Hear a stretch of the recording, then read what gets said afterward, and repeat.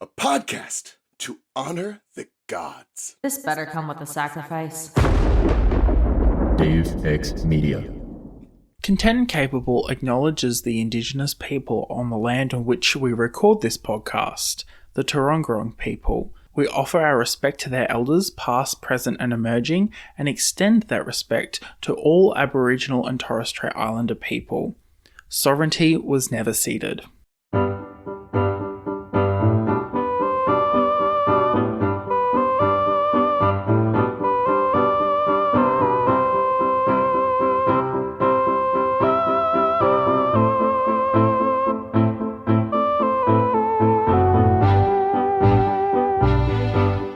Welcome to Content Capable, the podcast that is now hosted by two wise trees. I am the two wise trees personified, Sam, your host, and joining me today is the Barbie Chaos Gang, who are lost for words. Sam, I love you so much right now. How come you get to be both of the trees? Well, one talks, one thinks. I don't know. They're like ants in my head. Like, you've got to have more than one to move. I was definitely picturing ants. There's no way it couldn't be ents. Like, I still. I'm glad we're all on the same page as to who hosts that podcast. I mean, potential podcast. I still want me and Raye to somehow transform into ents so that we can just change our podcast into that. Like, I'm down whenever you're ready.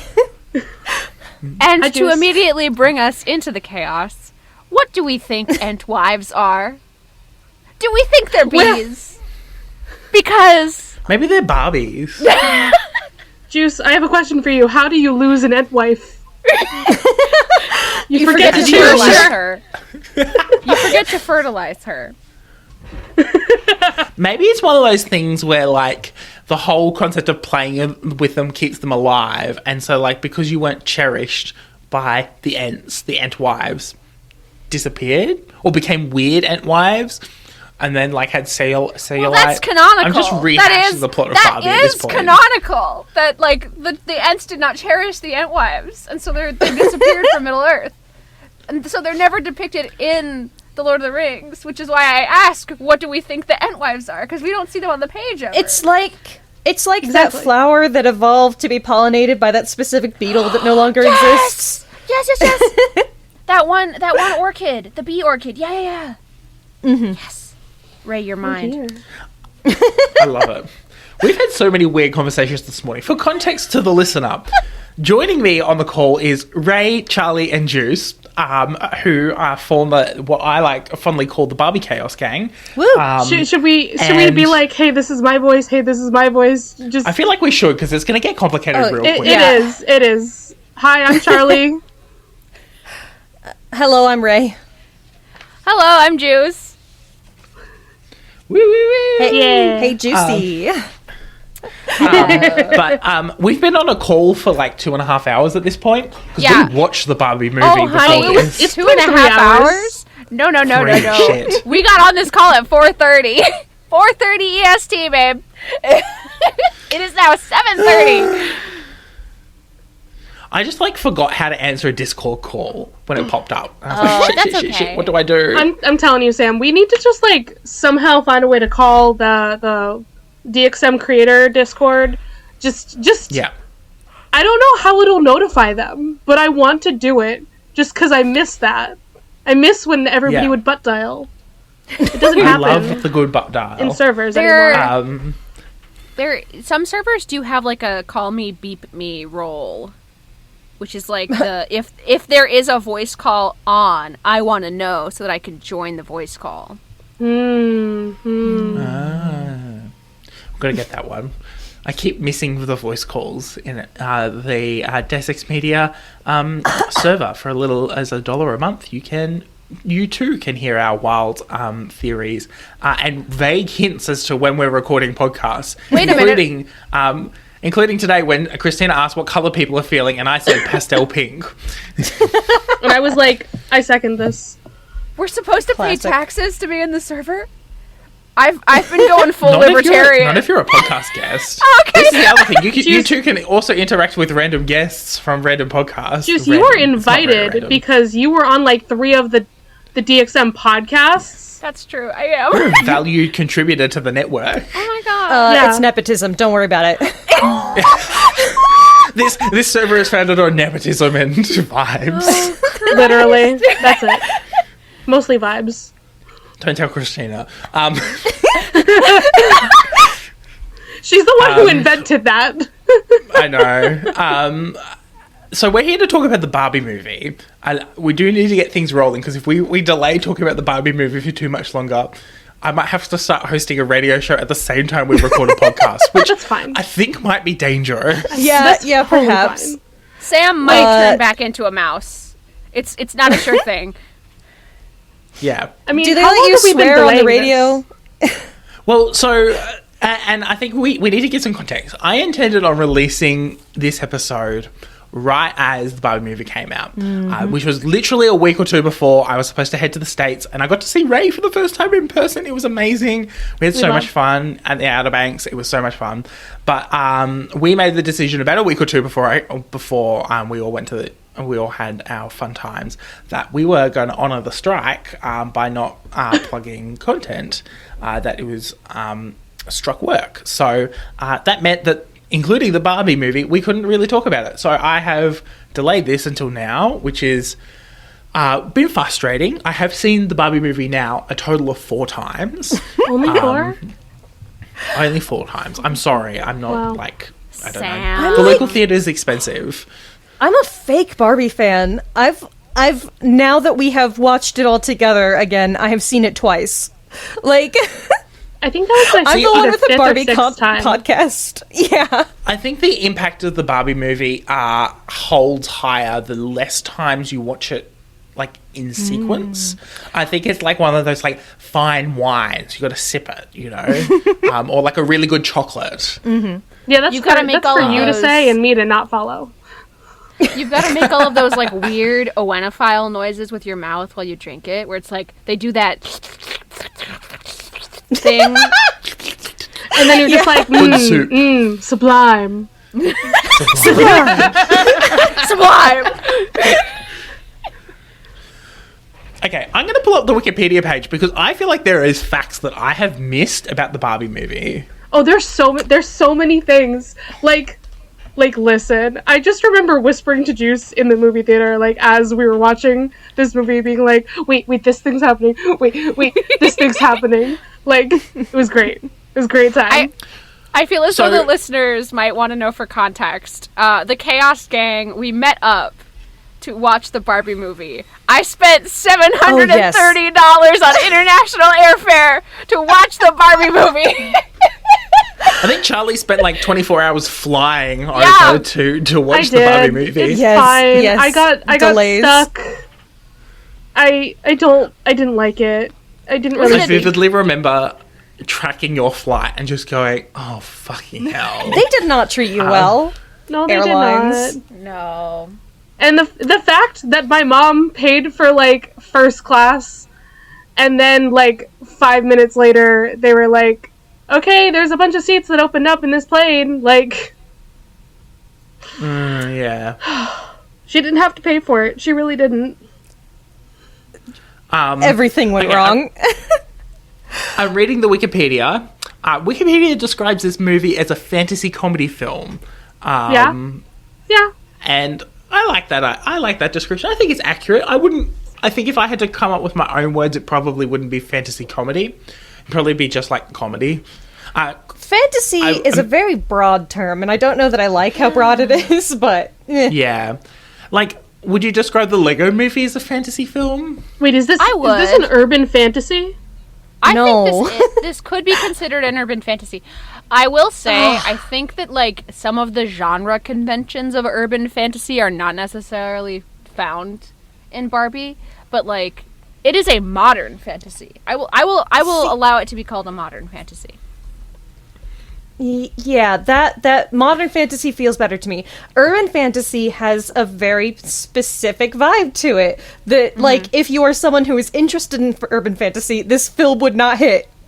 No. No, not whatsoever. It does say that the live-action Barbie movie was announced in September of 2009. Yeah.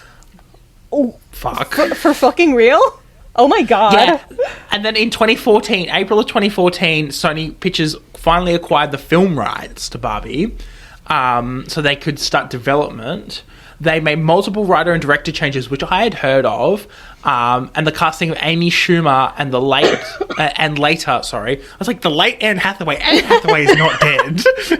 Well, I mean, unless you're talking about William Shakespeare's wife. God. Later, Anne Hathaway is Barbie. So Amy Schumer and Anne Hathaway was set to play Barbie. Like, bro, this movie was like in production hell for so long. I remember hearing updates about it for so many years, and then I'm like, wait, it's happening? Like, actually, like, we got a trailer. What?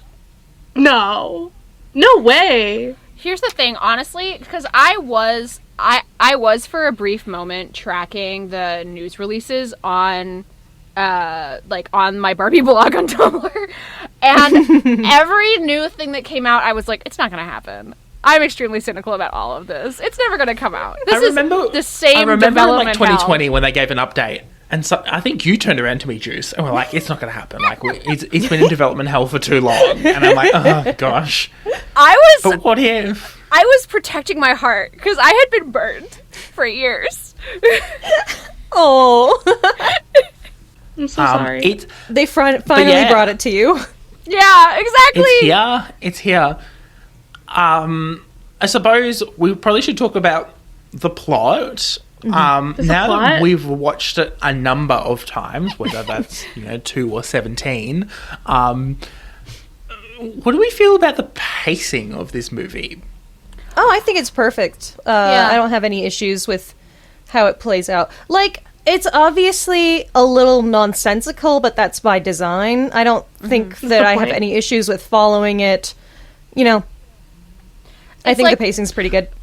When you think about the film as a piece of absurdist art, and as an absurd film, as an absurd screenplay, any issues you might have with the pacing, I feel as though would inevitably stem from the absurd elements. And so when you consider it within that artistic movement, it makes perfect sense, and it's perfect. Yeah. It's almost surrealist in its pacing as well, because obviously like the transition from like Barbie Land to the real world and back again seems to like obviously theoretically on screen goes for a while, but then also like it's like 30 seconds of like passing through these 5 different scenes. Yeah. And they're camping at one point. It's like, oh, so you spent the night halfway through your trip, camping or something. But also it took 30 seconds, and like in real life it also took 30 seconds. Like anyway. It's cute. I like it. Yeah, and again, I feel like that sort of thing is definitely a tableau of the Barbie-ness of the film. Right? Because oh yeah, it's designed to not make sense. Yeah. Well no, but it's like things take 30 seconds within the fiction. But then, one can imagine those scenes as Barbie being played with, right? Right. And so, if you were doing a camping scene with your Barbie set, how long does it have to take? How long does it have to take? Exactly. Charlie, what do you think about all this? I enjoyed this movie, man. That's all I know. Oh, we know. That's why I've seen it like Concise, 6 times. Straight to the point. Cut the check. Charlie thought the movie was good. That's all that matters. Barbie movie good. And I've heard good. Like 2 people so far that are like, and I'm like, I don't trust you. Like, if you do not like this movie or think this was a bad movie, I'm like, I don't trust you at all. I disagree. I have certain disagreements with the movie. Okay. If you guys don't mind me getting on a soapbox for a second. Yeah. Soapbox away. 100%. Let's go Tiki. I want to hear it. Right. A lot of people call this like baby's first feminism, like this is very like intro feminist stuff. I'm snapping. I kind of disagree with that. I feel like the message of the movie is very complex in where it goes. I feel like, okay, because in some ways it is like intro to feminism, except for that you kind of have to already be feminist to get that when you're watching it. You know, if you don't accept that premise going in, you're going to be lost until the later half of the movie. So it isn't a good intro feminist film. You could think of it as like a feel-good feminist film, and that's kind of where I feel it sits. It's supposed to make you feel better about your feminism in the real world, without really digging into some of the ways that can be very complicated. And so I feel like there are certain messages in the movie that are almost, it's like contradictory for me, where it feels like they almost don't dig deep enough, and that kind of complicates their message. Like the fact that it is so simplistic in its ideas. And so I feel like when we're saying that it's like too intro to feminism to talk about, then that's just like reducing the amount of discussion that we can have. And I don't know how much of that discussion I actually do want to have, because I haven't like formulated my thoughts super well. But a very good video that I haven't finished, but that I will recommend to you anyways, is, give me a second to pull it up. It's by the YouTuber Jessie Gender. Jessie Gender mention! Pog! Yes. A non-binary YouTuber who made a video called How Barbie Cis-ified the Matrix. CIS-ified. I like that. Right. So I like how that's like a homophone for sissified. Like, exactly, yeah. I like that a lot. I like that. I like the sonic quality of that title. But yes, Jessie did not like the film because she wasn't into the messaging. And so I feel like there's a lot of really good points that are made in that video, and I'll probably bring up some of that throughout the rest of our conversation here. But yeah, I feel like it's a film that is worth discussing, and I really, really enjoy the film. I adore it. It does so much with its humor and with its style. I think it's so much fun. And I think that if it does get people talking about feminism, then that's good too. And I don't even know that I necessarily disagree with its messages, because I feel like I need to dig deeper into the film and decide what I think it's saying. But I think to like simplify a film into like really clear, distinct messages is always a really hard thing. And obviously when we're talking about feminism and the intersectionality when it comes to feminism and the way it works in our very messy real world, it's really hard to discuss. But at the same time as well, I also feel like whatever Greta Gerwig was going to do when she talks and makes commentary about feminism in this movie was going to attract criticism in some way, shape or form. It's either going to be too simple or too complex or leave too much to the imagination. And so we would, feel that way the whole time. And I think, and I would almost say that the conversation we're having now is conducive to the success of the film. We're talking about how, the messaging in the film fails to recognise certain things. And by having this conversation, we're doing what Greta Gerwig actually wants us to do and be really intersectional and introspective about the media that we consume, but also how it interacts with our society. Absolutely.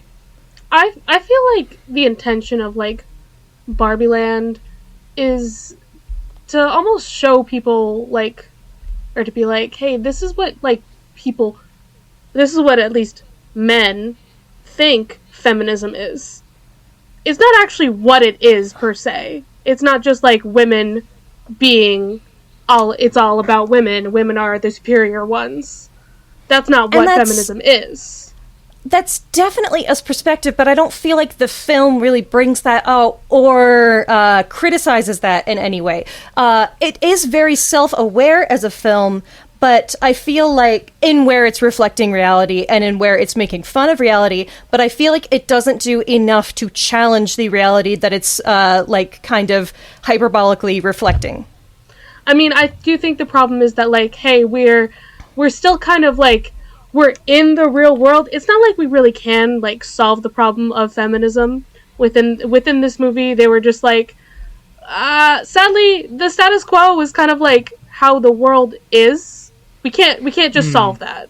And see, that doesn't fly for me because I want to solve that. I want to make a better world, and I think that as much as it is a fantasy, like they were just like we probably like can't actually solve all of the problems of like the world through our magical feminism as much as we want to, but like, and I think we can slowly move towards things as we continue to go. I think someone made the comment while we were watching it as well. Like, someone made the comment while we were watching this today that, like, Barbie Land is not an exact reverse of what the real world is either. You know, Barbie's hold all of the power. Yes, men hold the vast majority of power in our society, but there are places that women are reclaiming their power. I'm not saying that means that the feminist cause is, you know, we've solved feminism. We haven't solved gender equality. We haven't, you know, made, you know, so what am I trying to say? We aren't getting rid of the need for feminism. But, like, at the same time, you know, the Barbie world shows, I feel like is a really good foil to our world, where we look at it and go, see how ridiculous this looks when, you know, women or one aspect of society holds all the decision-making power. And it's like, let's not keep going in that direction. Let's make sure that we at least kind of have the equality. And the comment towards the end of, like, hopefully someday Kens will have the same amount of power that women have in the real world. Which is still not a lot. Yeah. Right. But, like, you know, it is, and it is supposed to, like, make you go, oh, wow, that is quite strange. Maybe we should actually be attacking, you know, gender equality a little bit more seriously and with a little bit more urgency. Yeah. I just think that, like, as much as it is a fantasy film, it's also, like, very much grounded in, like, the humanity and the real world of it all. That it's, like, sadly, this stuff can't be solved overnight. We have to just keep taking a step forward kind of thing. Like, just doing a little bit at a time when we can. Yeah. Sorry. Right. Yeah, I agree with that, but my issue with the film is that I don't think that it encourages that. I think that it encourages accepting the status quo. And I do want to talk a little bit, but I mean, they did literally. President Barbie at the end was kind of like, hey, like, we can't have it be exactly the same. Like, we do have to make some steps forward. And I did appreciate that. I do want to talk more about gender and the Kens and whatnot, but I want like your guys' general film thoughts. Juice, I feel like before you had we something get to more say. into it.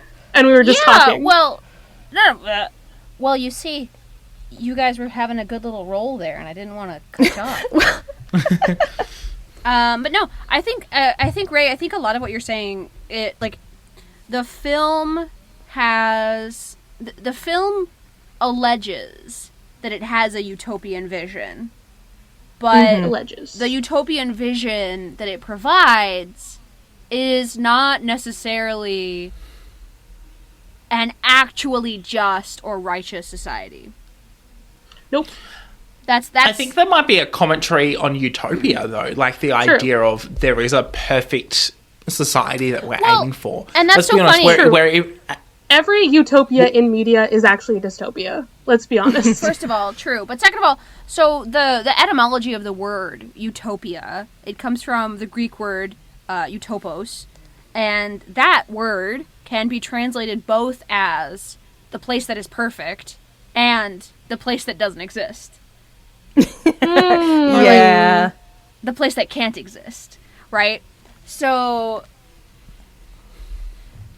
there's, like, in the idea of utopia, there is inevitably planted within it the idea that it is impossible and that we should kind of accept what we have because striving toward utopia, even if we can never get there, is somehow better than, like, it's I was reading recently this piece about, it's basically like liberals can accept every social movement except the current one.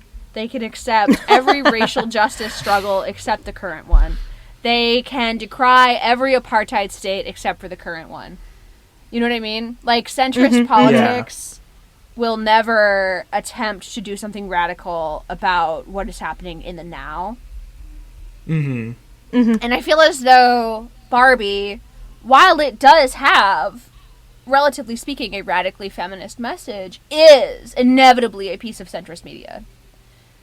There is not a single gay person in that movie, except for that one dude in Malibu who, like, catcalls Ken. Like, We do have a trans woman Barbie. No, I know Hari Neff is trans, but I'm saying, like, her transness... If you didn't know that she was trans, though, like, you would you assume probably that, wouldn't know. like, was just a woman.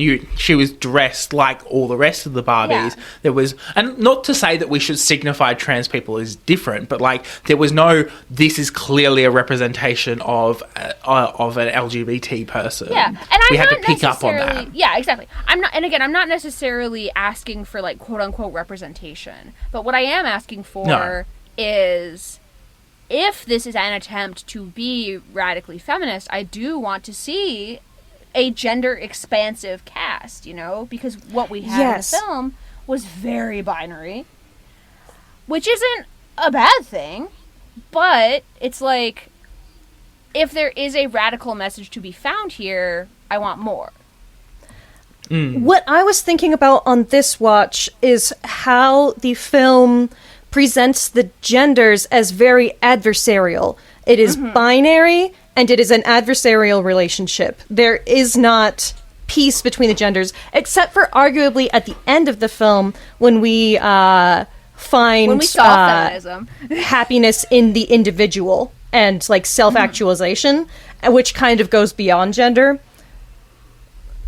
But And I would argue, I would say that the argument is that we shouldn't be defining ourselves by our gender. Like that, theoretically, then if we were to run that line of logic to a logical endpoint, it's that the message of the film is we should not define ourselves by our gender. Power should not be defined by what genitalia or hair or what you look like, and that, you know, your individual desires should define where you want to be and where you're going to be.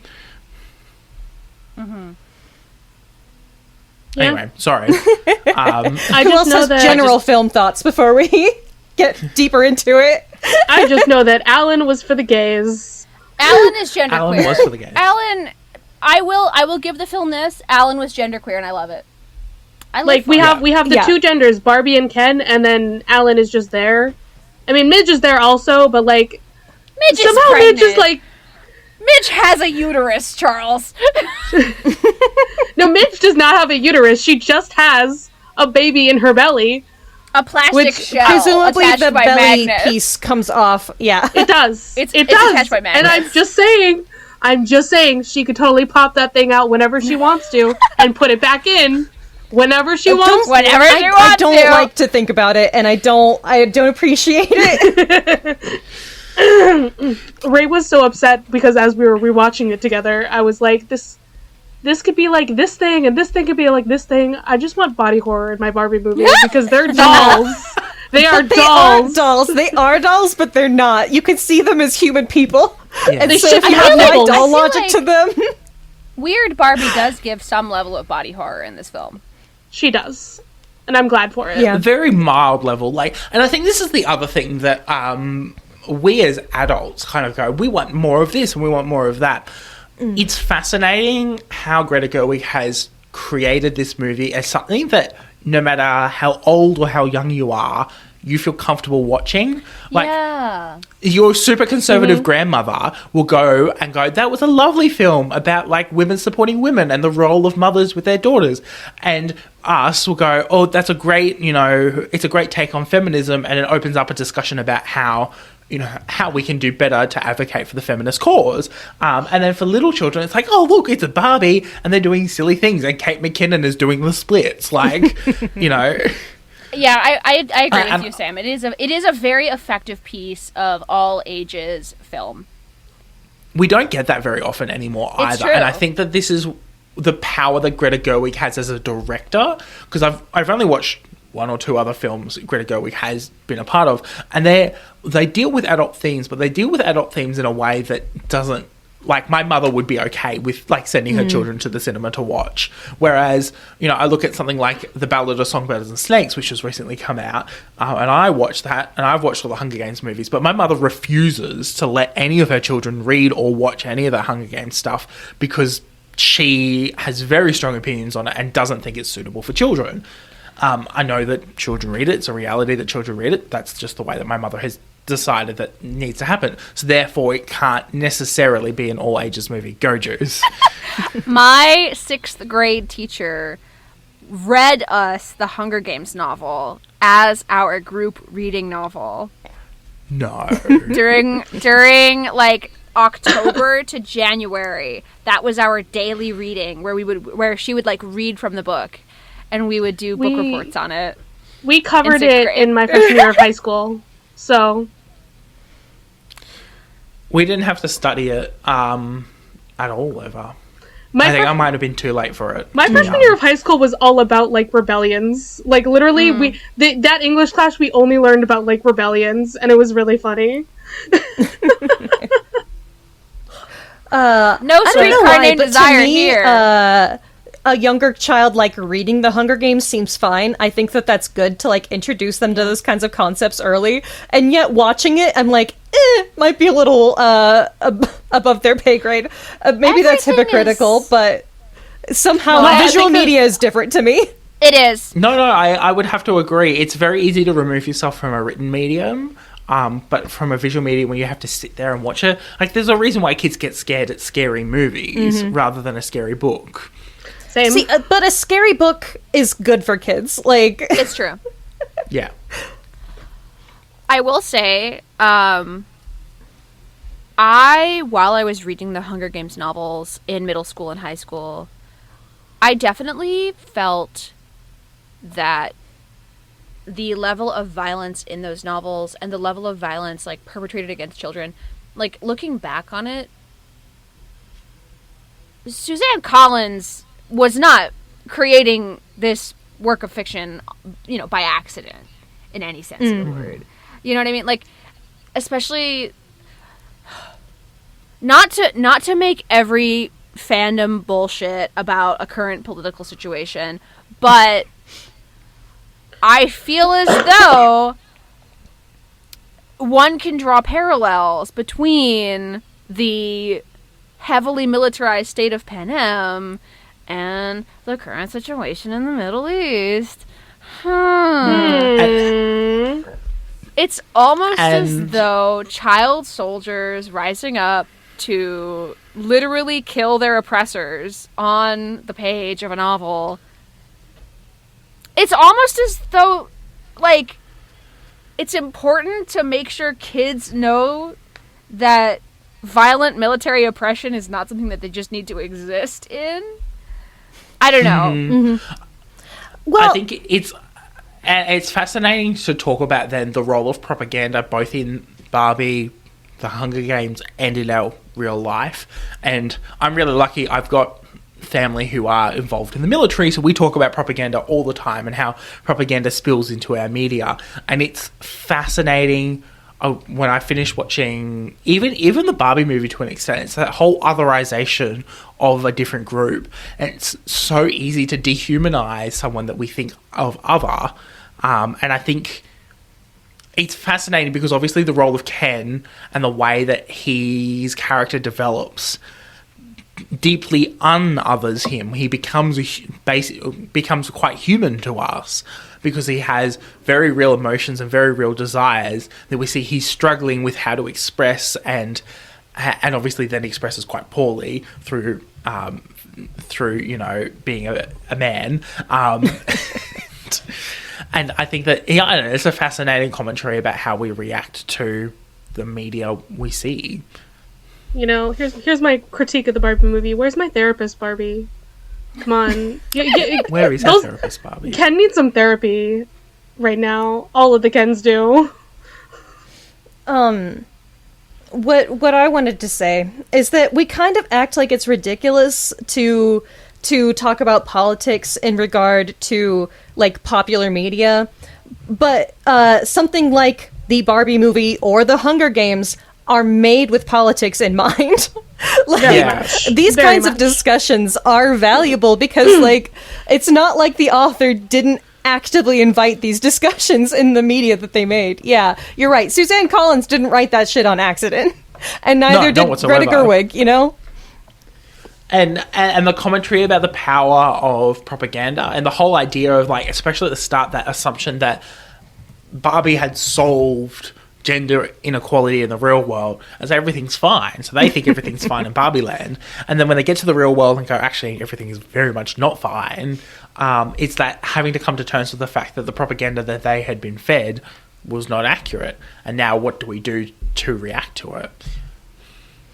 There's a lot of different views of Barbie in the film that I think are very interesting. There is Barbie as, like, capitalistic oppressor, which we can kind of view as partially the truth about, like, why Barbie gets produced. It's to make money. And how do we make money? It's make this kind of femininity marketable. The original purpose of Barbie is we're going to make a fashion doll that's going to appeal to young girls. And then we get the feminist movement that starts to say that this is an oppressive thing. And in reaction, the marketing changes and we get these high-power career Barbies that are made to tell little girls that they can be anything, that no career is outside of their reach.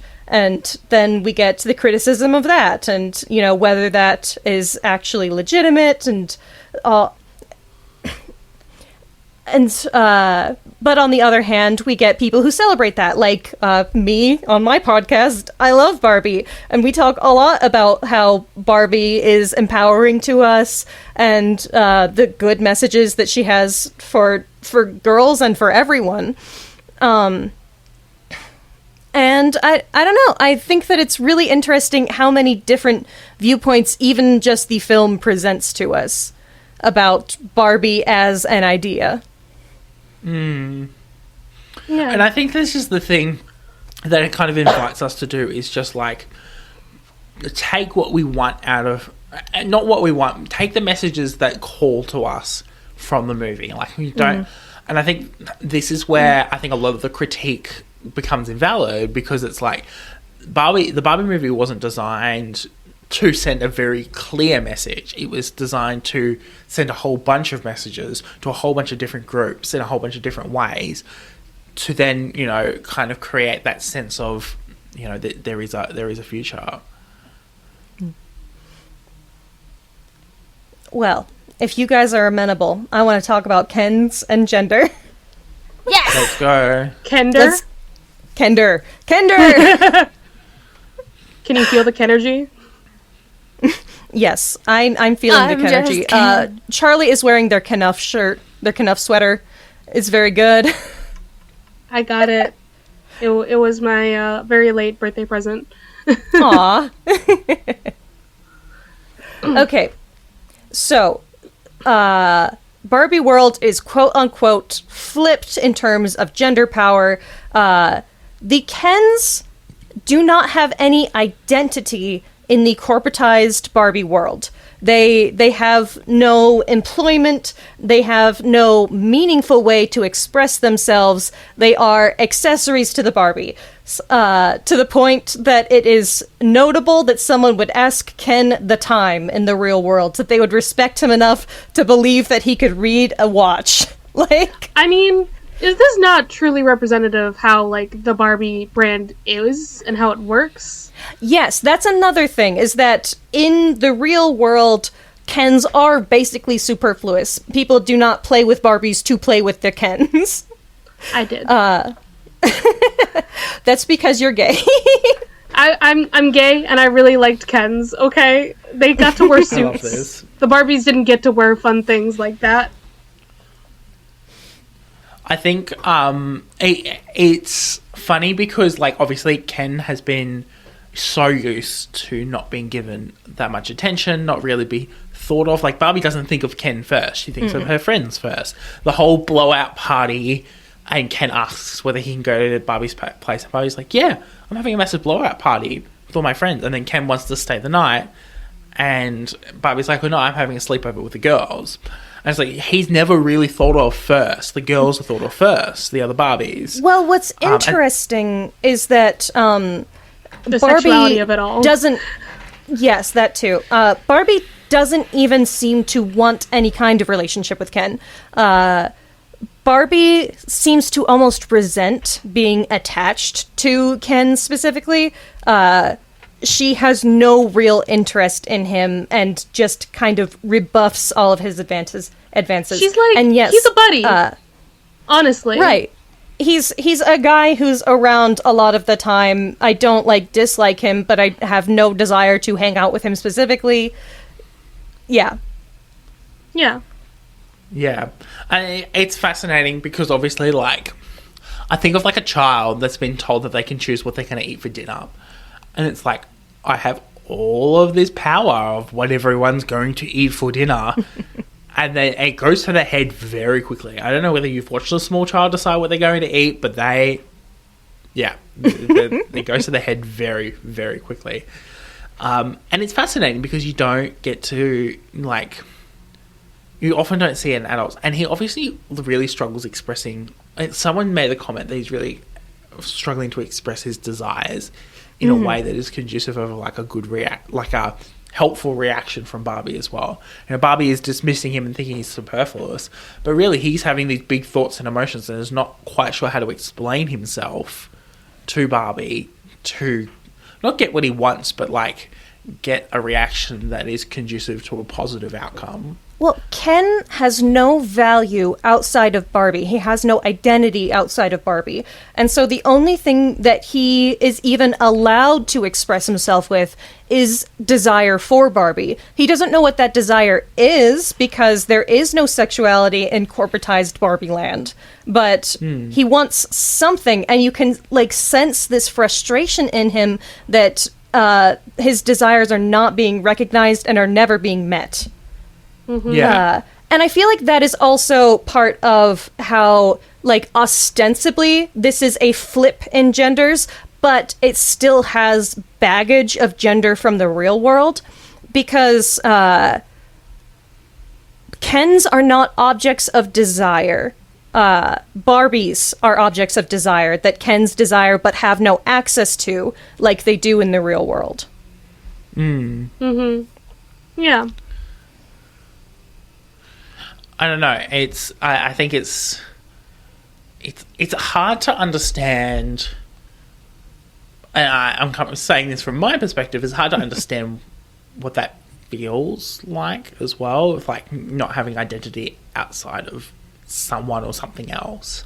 Obviously, I think what we deem as conducive to a healthy life is having identity outside of your work, outside of your hobbies, outside of other projects. I have an identity outside of this podcast. I have an identity outside of my work as a journalist. I have my an identity outside of my passion as a musician, and all of that makes us human. And so Ken can't be then human because his identity doesn't exist outside it. Whereas Barbie, as the film progresses, her identity progresses beyond the defining area of Barbie land. Sorry, just hit my mic.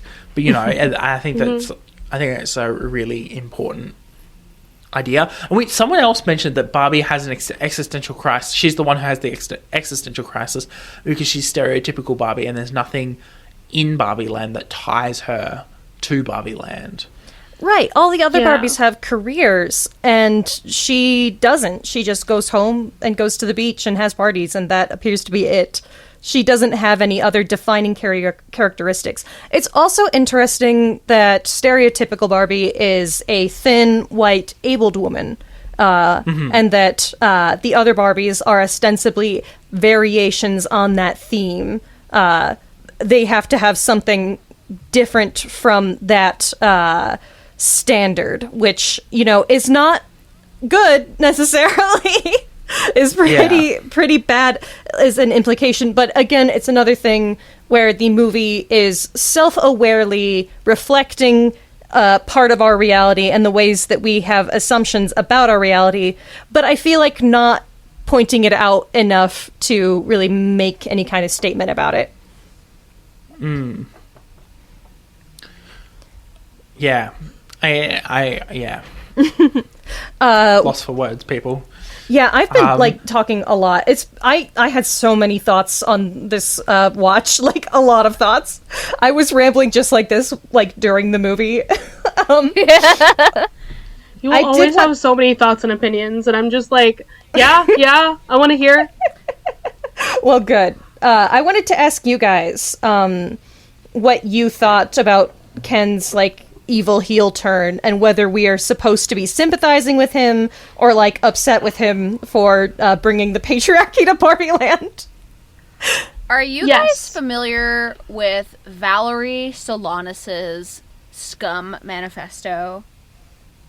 No idea. Okay. No. So, basically, SCUM stands for Society for Cutting Up Men. And it is basically the modest proposal if the modest proposal was to subjugate men and essentially use them exclusively as breeding stock to produce more women and create a fully misandrist and matriarchal society. And at the time, it was seen as sort of satirical, and it continues to be seen as sort of satirical, but also Valerie Solanas did attempt to murder Andy Warhol with a gun. Like, oh my God. She did shoot him. So... in the Scum Manifesto, Barbie Land kind of is reminiscent to me of the Solanian utopia of the Scum Manifesto, if I'm being real. Where do Kens sleep? Asks America Ferrera's child. Sasha, I just They're remember her name. dolls. They don't even need to sleep. Well, no, but see, that's the thing. They don't need to sleep, but the Barbies all have beds and homes. Mm-hmm. So, like, you know, if we're here to talk about feminism and equality, like, where are the Ken's beds? They don't even need to be in a dream house necessarily, but it's like, in Barbie Land, the Kens are a subjugated underclass. Mm-hmm. Yeah, they really are. And it's not great. And I think a lot of the, like, bad criticism I've seen about this movie as well, you know, I'm talking about the Ben Shapiros of the world, are like, you know, why are we watching a movie that, like, depicts men as, you know, a subjugated underclass, as you said. And I was like, that is the point. Like, we have treated other human... And this is the thing, you can apply the treatment of Kens to a wide variety of groups. We have treated other groups of human beings like this for all of history, whether that is black, women, queer, you know, the list goes on. And it is confronting because, you know, the straight white man has to kind of come to terms with the fact that he lives in a privileged position within real world society. And when he's depicted as not a privileged person in real world society, he has to understand that that is designed to make him uncomfortable so that, you know, you can think about and take in the message of the film and be prepared to take the message of the film in the best way possible. Oh, yeah, I don't know, 100%. Sorry, go ahead, Raye. Oh, I was kind of gonna bring up something else, so if you had something to say about that, go ahead. No, go on. Okay.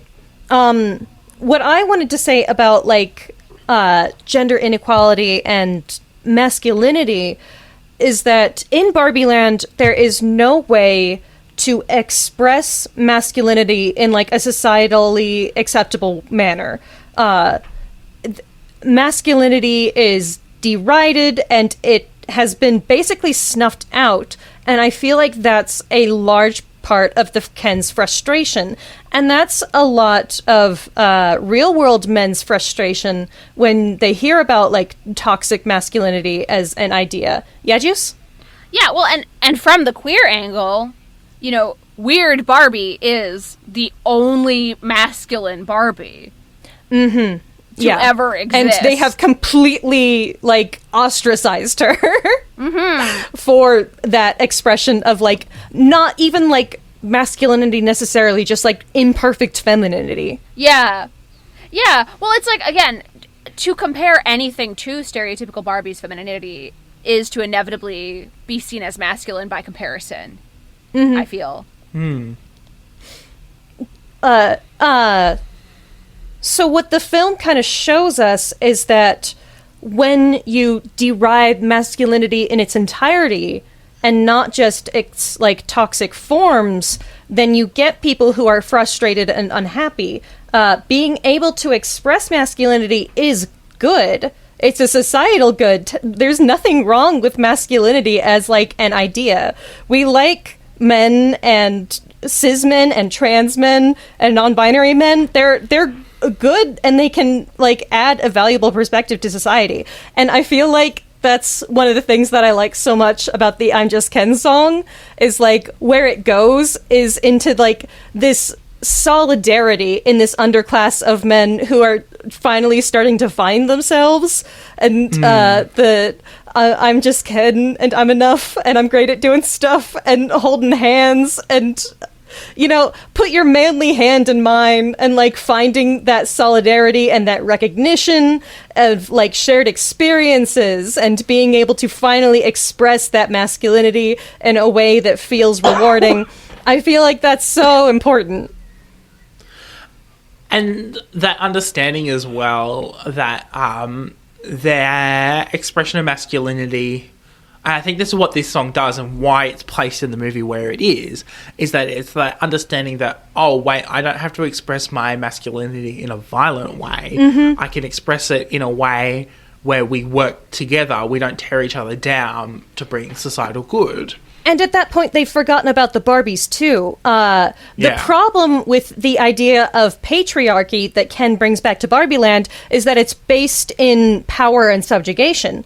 If Ken had gone to the real world and said, oh, you can celebrate being a man, and had brought that idea back, that would have been a societal good. But instead, he brought back this idea that in order to express masculinity, you have to accept those toxic parts and subjugate women.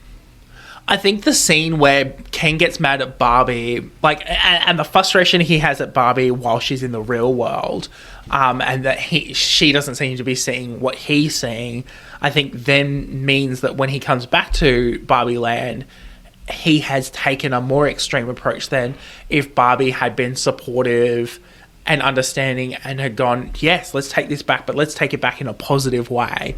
Because it's what he's done is he's taken it back, but he's taken it back in a frustration of the fact that, you know, A, Barbie's not coming back with him, and B, you know, he's realised that he's never been given the time of day by Barbie to express his masculinity.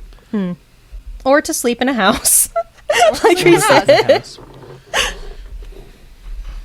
Or to have, like, you know, a seat on one of the district courts. I love how there are district courts in Barbie Land. You know, we see about a total of, like, 50 people who live in Barbie Land, and we've got a Supreme Court and district courts.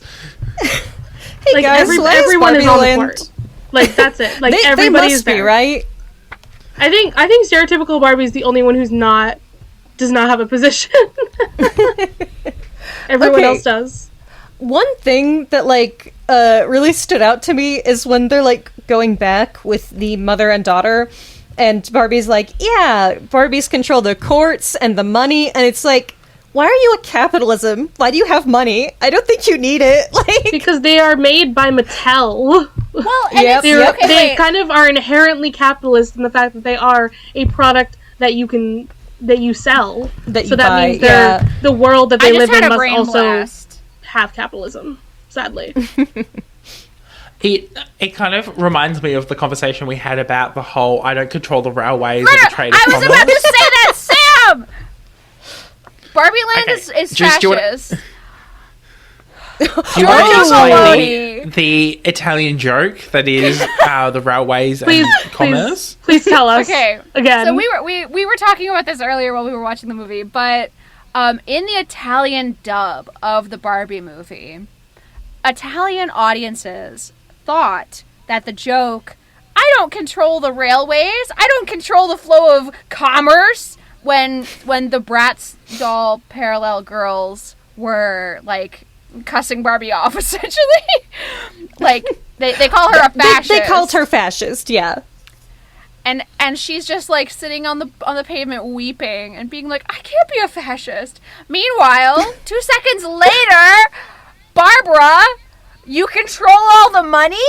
I feel as though you're saying that you control the flow of commerce, Barbara." But this is, I think this is the funny thing, and as an Australian, and probably as a Canadian, Juice, you probably understand this, is the whole, like, America goes, "We don't control the world's economy, we just control the US dollar." And it's like, yeah, but everything is communicated in US dollars. You control the flow of commerce. Exactly. Well, okay, but so basically the end of the fascism joke is that Italians thought that joke was written into the Italian dub's script. They did not think that was part of the original film, because Italy is currently going through a fresh wave of fascism. Thank you, Giorgio Meloni.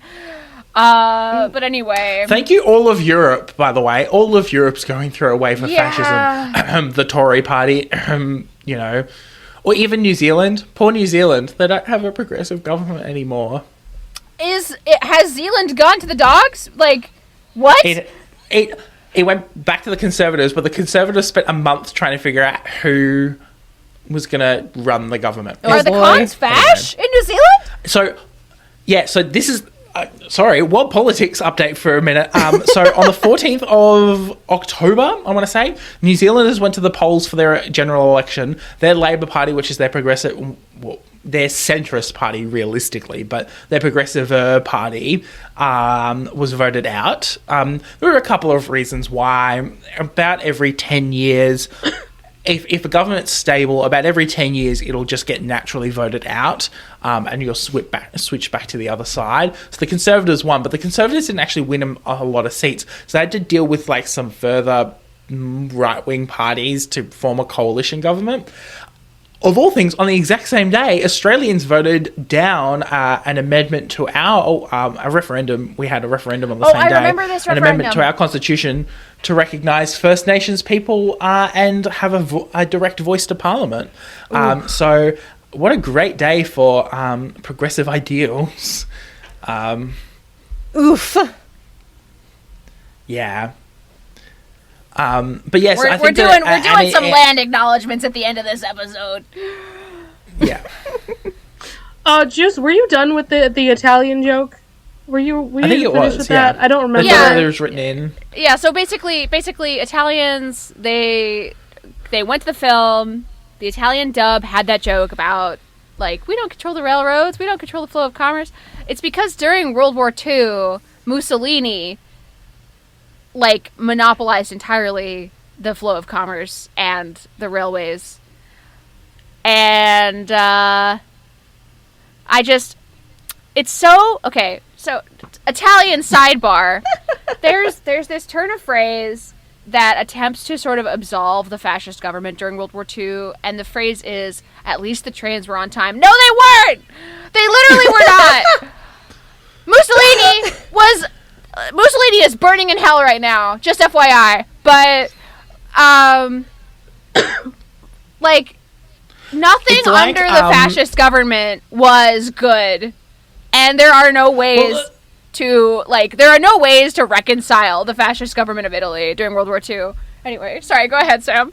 No. I was about to say, it's the same way that the Tories in the UK, and they've kind of seen it bite them back in the arse now, privatised the water things, and now there's actual shit in the Thames.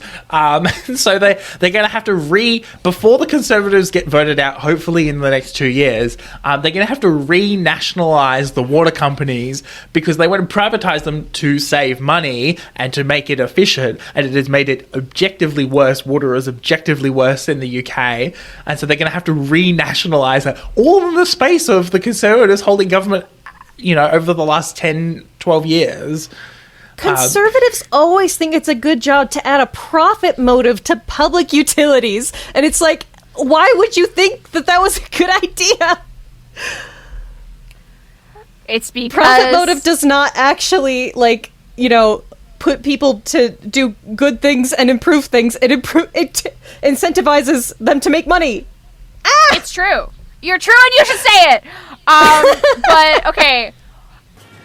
Balls of water. Right, water. But yeah, and I think that this is, and it's fascinating because that commentary about how fascism intersects with this, and it is. Someone made the comment earlier that the Barbie land is an inherently theoretically fascist state. There is a ruling class and there is a subjugated class, and as Kate McKinnon says, neither of the twain shall cross. But and then the otherization of everyone else around us is fine, the world is fine, we'll leave the world to the world. Do we have any other big thoughts about the Barbie movie before we get into some anecdotes? Barbie movie good. I enjoy it. Me too. For the Greek heads in the audience, I have in front of me a novel that is like a series. It's a bunch of retold vignettes of various Greek myths. It's translated by Doris Gates. It's called Two Queens of Heaven, and in it has a bridging essentially of the Galatea and Pygmalion myth. What do we think about Barbie as a simultaneous Pygmalion Galatea situation? Ooh. God, I hate that myth so much. Sucks to be you. It's romantic and beautiful, okay? You think it is? All right, that's an opinion you can have, Juice. It sure is.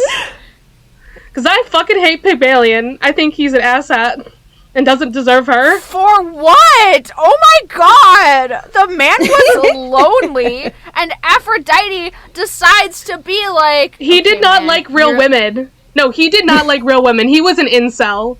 And so he was like, I'm just gonna make a woman who cannot speak and just looks pretty.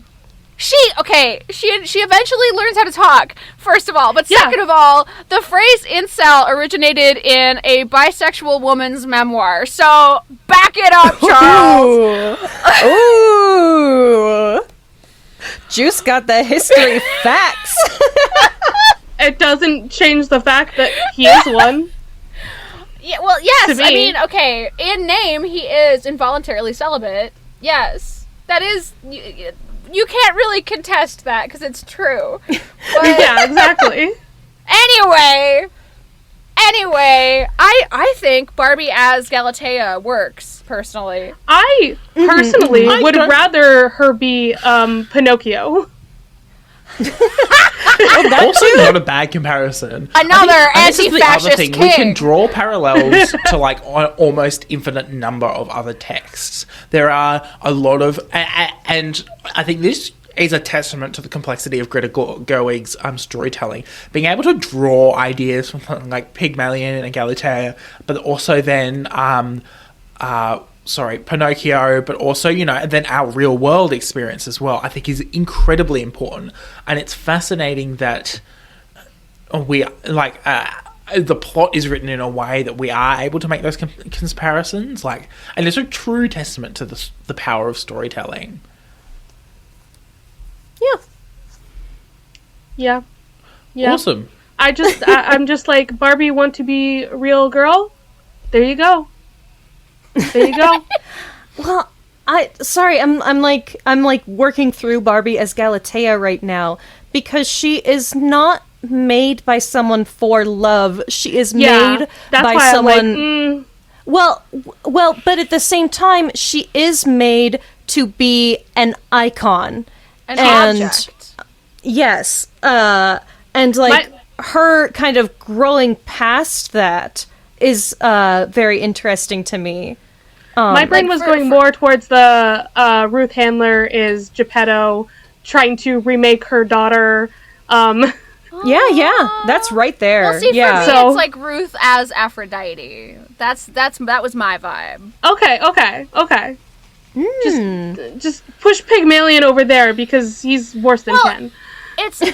Also, it's not necessarily Ken being Pygmalion. It is Barbie as Galatea, like authorizing her own existence, being. Oh, okay. So she's both of them, right? Yes. It's giving her back the power to bring herself into existence rather than at the whims of someone else. That is a better interpretation. Okay, I will take this, Juice. It's what I said at the beginning. I said simultaneous. I said simultaneous. The other way you could take it, Sam, roll the tape. the other way you could take it as well is that Will Ferrell's character is Pygmalion, and he's created Barbie and formed Barbie. So you've made me hate it again. And it's kind of a twist because it's like, oh, it's for other people, but it's also for himself. It's for his money making, and so it's not love; it's money that Sam, you're is mine. what he's making it for. I like that a lot. A Pygmalion who has decided that he likes Galatea better as a statue who can't talk. Yeah, no, that's true. That's true. True. We're gonna have to link some link to an explanation of Pygmalion and Galatea because let's be honest, not everyone's gonna get your that midsection here. He's an incel. He does not like women because they talk and have opinions. So he makes a sculpture of like a woman who doesn't talk and is just pretty that he can look at, and then he falls in love with it, and then he prays to Aphrodite, "Hey, can you make her real?" I guess somehow there's a happy ending after she's made real. I don't believe there should be, because... Listen, I feel as though you and I read Pygmalion at very different ages, because when I was a child, I did not read it as a child. Well, see, that's the thing, right? Because, like, when I was a kid, I was like, two people who can love each other without talking to each other, who can understand each other in a vibes-only society. It was very, like, I don't know... If I were to psychoanalyze it, I would feel like my vibes on the situation is like Pygmalion as neurospicy, doesn't know how to interact with people IRL. I feel as though that she does not have a person until he creates her to have a person, and then she's made to love him. Listen, bro. She could leave. She could leave if she wants to. I just constantly come back to the modern interpretation from the Buffy episode. I was made to love you. I haven't seen the Buffy episode. Watch that and you will understand why I fucking hate that myth. Because she's Buffy just a sex episode, robot. Charlie. Oh. She is just a sex robot, and I'm like, ugh. Well, that's not a very romantic or beautiful interpretation of the myth. No, it's not. That's very Grimm's fairy tales cutting off our heel flesh because we want to fit into Cinderella's shoe. Like... I always forget that that's a plot point in Cinderella. It was in Into the Woods one. Yep, that's where I think about it from. Saint Leon did not have the heel flesh cutting, okay? Saint Leon was different. The Grimm's brothers, they changed it. Awesome. Yeah. Okay, well, we might start to wrap up a little bit. I love how much we talked about Barbie and then how much we didn't talk about Barbie. It was like the Hunger Games, Pygmalion. Look, it's an important web of intertexts, okay? I think this is the other thing. We might have to do a follow-up episode when, a couple years down the line where we can just kind of go, let's revisit Barbie now that we've let it settle into our fabric of media. I still think this movie could benefit from a frame by frame podcast. Yeah, I agree. Totally go into that. Yeah. But your podcast is not media per se. Maybe we'll do a watch along commentary someday. That'd be very fun. Yeah, I feel as though the Barbie movie slap episode for the Barbie movie is definitely going to be me screaming about Susan Sontag's notes on camp, because I did not get to say my piece about Susan Sontag's notes on camp today, and I will eventually. Okay, good. That's all I want. Awesome. Well, does anyone let's like maximum one sentence summarize each of our like thoughts about Barbie. I know Juice has had a lot of opinions, so has Raye. Carly and I have interacted. We're vibing.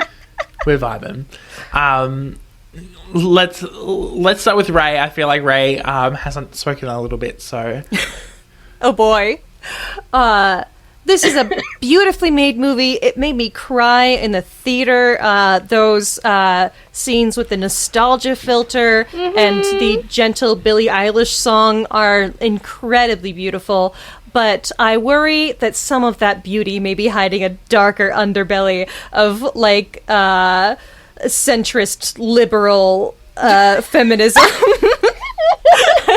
That doesn't do enough to challenge the society we live in. But I really like it. I am looking forward to watching this movie many more times. Good shit. Charlie? I mean, what is there to say? There's so much. I enjoyed this movie. I came out of the theater and I was like, that was a perfect movie. It made me feel the emotions. It made me very happy. I was content. I don't know if I was capable, but I was content. So yeah, I liked it. I don't know what else to say there unless I go into like every single scene and thing that I liked. Yeah. I feel like we started in on the political talk like too early, and it kind of staunched our ability to celebrate how funny and good this movie is. No, it's so good. Yeah, I think it's so beautiful. We've been thinking about it for a long time. And I think if I had to summarize it, I think that this is a turning point in the way that we view, discuss, and market cinema. This film was aimed at women, for women of all ages, a wide variety of people. No wonder it's so financially successful. But also, it introduced people to themes and conversations that we don't discuss enough in media. And as much as Raye is very accurate in the whole, its take on feminism is a little bit centrist, it's a little bit piecemeal for how we probably should be discussing feminism in this day and age. I think introducing young people, old people, people who aren't aware, men, to like how feminism works and interacts and the complexities that feminism has to face, and the complex conversations we've had in each wave of feminism is really important. And this is a flashpoint to making purpose-made films that tell complex and maybe not wholly resolved morals and messages. I don't think this film solved feminism. It didn't teach people a huge amount about what feminism means and the history behind feminism, but it has taught people that women's voices are to be listened to, are to be considered in conversations, and hopefully our cinema can see the success of this and go, oh, greedy capitalism, let's make movies that are purpose-made, and we can trick, Hollywood into making movies that are for us and reflect us. Juice, what are your closing thoughts? Barbie good. No, I'm joking. Everyone said Barbie good at least once, right? I think Barbie movies slap. Barbie movies do in fact slap. Barbie movie slap. I have one last thing to say, and it's just like when I was like, okay, if your only thought about this movie is that you don't like it, I don't trust you. It's because if that is it, if that's all you have to say about it, like, no, that wasn't good, and then you're done. That's why I don't trust you, because it should open up a conversation. Like we're having right now, like. Yeah. Raye, you're just like, no, like it's not perfect. There are things about it, but like you're still having a conversation with me about it, about the things that you think that it could have worked on. And that's why, I value your opinion here in Aww, thank you. in this space. I think that there are filmmaking choices that with time we will probably critique as well. I want to make it very clear to people that this movie is not without its flaws, and at some point we will have a discussion and go, maybe Greta Gerwig, we could have done this better. But at this point in time, we are celebrating Barbie. We are. And to give my, like, actual real final thoughts, like,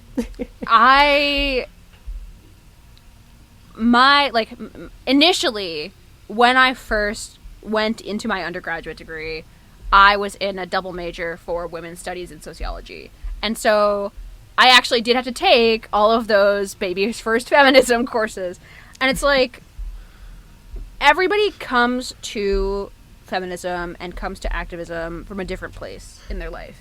And everybody comes from a different level of context, right? And so you do have to sort of create art that levels the playing field somewhat. And I feel as though this was a very equalizing piece of art in terms of communicating feminist thinking points and communicating the feminist struggle in an abstract way, in a way that may have, like, minimized at points, you know, certain specific struggles or certain specific parts of the feminist movement. But still, it's like, how is a person going to learn without, you know, experiencing baby's first feminism, without experiencing their catalyzing feminist literature, you know?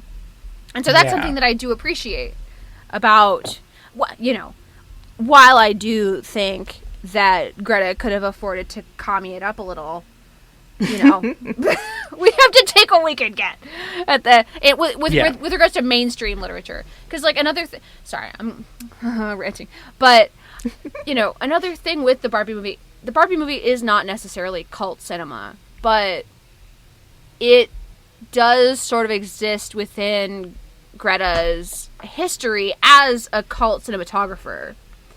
And in that sort of paracinematic oeuvre, you know, we have to sort of, there's a lot that could be said about taking the Barbie movie too seriously. And sort of removing it from its paracinematic context, you know? Yeah. But it's like, and I think we do this often with auteurs. And I would argue that Greta Gerwig, this is a development in her journey as an auteur, and we do this a lot. We read too much into some films sometimes instead of just sitting there and appreciating it for what it is. I do think that Barbie and America should have kissed on screen with tongue. Absolutely. Absolutely. They're in love. Man. We didn't even bring up our shipping. Wow. They're in love, and, like, she still has a husband. Like, he's still involved. But, like... Yeah. She also has, like... Her husband's like, hello, this is my wife, America Ferrera. I don't remember what her name is. Gloria? Gloria. This is my wife, Gloria, and this is her girlfriend, Barbie. Like, that's the relationship that's happening here. Like... We love a good polycule. We love friendly metamors. A semi-sexual throuple. A semi-sexual woman-focused throuple. We stan. And I'm so proud of Barbie for going to her gynecologist. I'm so proud of her. Yeah, so proud of her. Awesome. Okay, let's quickly do this. Quickly, as in with brevity rather than... As quickly as the Chaos Crew can do it. Raye, where can people find you on the internet? Oh, you know, I have a podcast that I co-host with my cousin and best friend, Ted, and that is called Barbie Movie Slap. We watch Barbie movies. We will eventually be getting to this content. Rude. And you'll hear a lot of these thoughts again, so I probably shouldn't have talked so much in this episode, because I get another shot. You do get another shot. Sam, we all know that Barbie Movie Slap is, like, I'm the #1 fan of it, okay? Okay. Pump podcast. the Not brakes even there. You're not even on brand here, Charlie. I'm so on brand. Raye, is there anything you wanted to plug? We are strike free as of recording, so woo! I would like to plug the album Burn Pygmalion by the Scary Jokes, because now I'm thinking about it. It Good. is... Burn it is- him. It's an album about a toxic relationship between two women, and it slaps. And there's also a song called Pygmalion that's about a toxic relationship between an art student and a girl who is like... That is Here, such let a me- fucking mood. It's so good. Well, I'm see, going to what read you're you saying some is lyrics Pygmalion because I bad. want to. You stab at your prize, chiseling fear in her eyes. You know it sounds bad, but you love seeing her sad. You love someone you can shape who has no will to escape. Anyways, Oh, wow. it's okay, an this is deep. excellent and experimental album, and you should totally listen to it. I love it. That's Burn Pygmalion by the Scary Jokes. Those lyrics are gorgeous. Charlie. Yeah. Charlie, where can people find you on the internet? Oh, many places. I'm at Green Pixie 12 most places on the internet. I also have a drawing Instagram at Green Pixie Draws. Hey, Raye, you didn't mention it, but you also have I another was podcast. going to, but then we moved on before I was ready, so... We also have a slow. podcast together that is not Barbie related whatsoever, but we still talk about Barbie sometimes. We sure do sometimes. That's our Percy Jackson podcast called Of the Eldest Gods. And then I also have another podcast with my friend Robert where we talk about Steven Universe. That's called The Bits. The bits. The Bits. I'm so glad we got to come back now that we're strike free. Woo! We technically missed like the actual 10-year anniversary of Steven Universe, and I'm a little upset. How dare. Yeah. All right, Juicy boy. Oh, no. Charlie, what are you Juicy. plugging? Hey, Oh, hey, Charlie. hey, Juicy, baby. Right. The plugging media on a podcast. Do I have? You do it media like to plug? every week, my dude. I know I do it Come like on, every week. You That's do it why twice I'm a like, week at least. I'm running out of media. I'm running out of media to plug because I'm constantly plugging media, and I try not to plug the same thing twice. So, I'll just plug something I've already done. Go listen to my friend Elliot's podcast, because I've been talking to them today, so it's on the brain. They also talk about Percy Jackson, but one of their hosts has never read the series. It's called the Demigod Pod. I love reaction content. It's my fave. We love it. Their co-host, Alice, guessed the Luke stuff, like, very early on. So, it's good. It's fun. Awesome. Juice, where can people find you on the internet? Hi. As you're yawning. Yeah.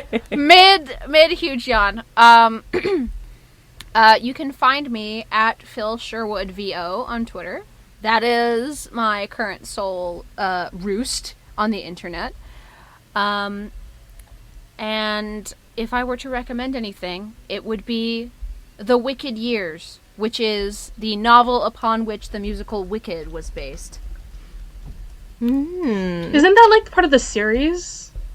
Yeah, yes. Like- yeah, well, the Wicked Years is it's like the first part of the first novel's name, but it's also the name of the series. It's like The Wicked Years, The Life and Times of the Wicked Witch of the West, or whatever. I don't know. I can't remember what the first one's called. I'll have to send a photo. I have a book that's supposedly the story of Wicked, but it is not titled The Wicked Years. Yeah, so I I'll thought have it was to- just called, like, Wicked, The Life and Times, or whatever. But Oh, I don't know. well, I thought... It could have been the particular cover that the book that I was reading had like a different formatting on I was it. about to say, it could have changed names since Wicked came out. The so who series knows? is called The Wicked Years, so I recommend the novels. They're very good. Yeah. Awesome. Good shit. You can it is a series. So it is the series itself. So you got Out of Oz, Wicked, A Lion Among Men, and Son of a Witch. So Good. I'm pretty sure Out of Oz is the second one, isn't it? Anyway. Yeah, it is, sorry. It's in the wrong order in this image. Amazon was lying to me. When is Amazon not lying to me? You can find me at sam.the.journalist on Instagram and on TikTok. You can find the podcast at Content, the letter N, Capable on Instagram. You can also find us on Facebook and on Threads as well.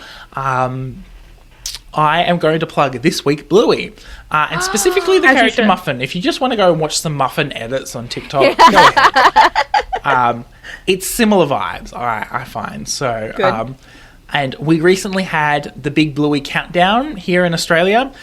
They played Bluey episodes, the top 100 Bluey episodes, from like 7 a.m. in the morning to 7 p.m. at night. And they deemed that the audience voted best Bluey episode ever was Cricket, which I don't agree with, but that's okay. It is a powerful one, but I think there are more powerful ones. Bingo was my favorite Bluey character. What about the horse that Lin-Manuel Miranda plays? The what? No. I have not. I'm not caught up on Bluey. I'm not familiar with this character. Nope. Or Anthony from the Wiggles, the Blue Wiggle. Oh, the OG of course. Blue Wiggle.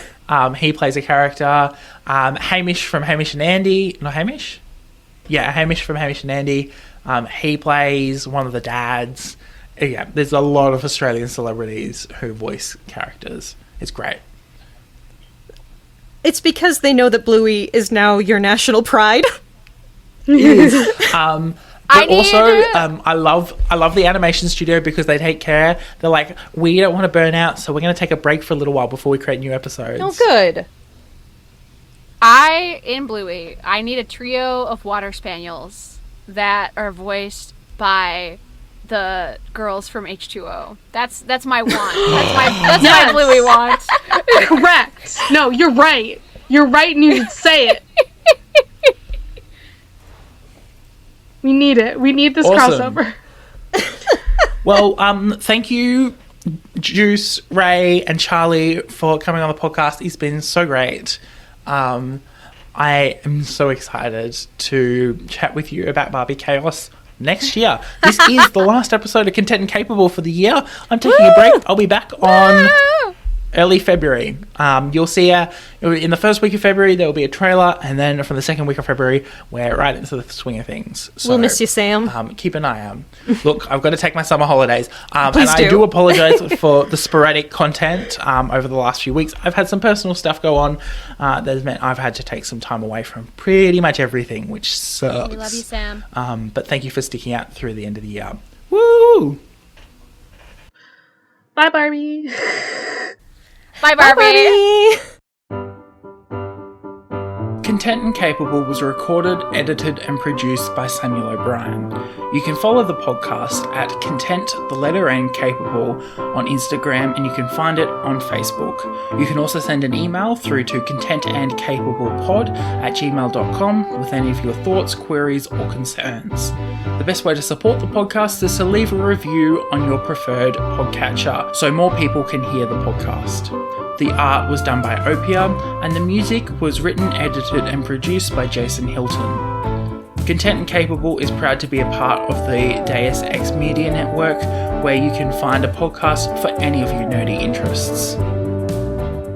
I'm Christina Kahn. And I'm Leela Hilton. And this is Burn Before Reading, the podcast about shiterature. We're here to examine the terrible writing we did when we were younger. Like that school project you were really proud of. Or that poem you wrote when you got dumped. Well, how about that apology letter you wrote to your mom when you got into that fight? Or the song you recorded before you knew how to write music. Okay, don't at me. And we're here to talk about other cringy literary topics along the way. Like the Library of Alexandria. And Dewey Decimal. His name was Melville Dewey. Oh, well, do we want to get the clips rolling? I don't think I ever recovered from this in terms of being cool. Why did I say any of this? I do like the drama. So there is actually quite a bit to unpack here. Oh, all this drama was so addictive as a teenager. There's no punctuation to it. I'll start with that. I actually have no memory of this. There were so many lies that I was telling. It's not terrible. No one really taught me how to write a good short story. That was a journey. Listen to Burn Before Reading Every Wednesday, wherever pods are cast. Thank you for listening to Content and Capable. Don't forget to rate and review, and we'll see you next week for another episode.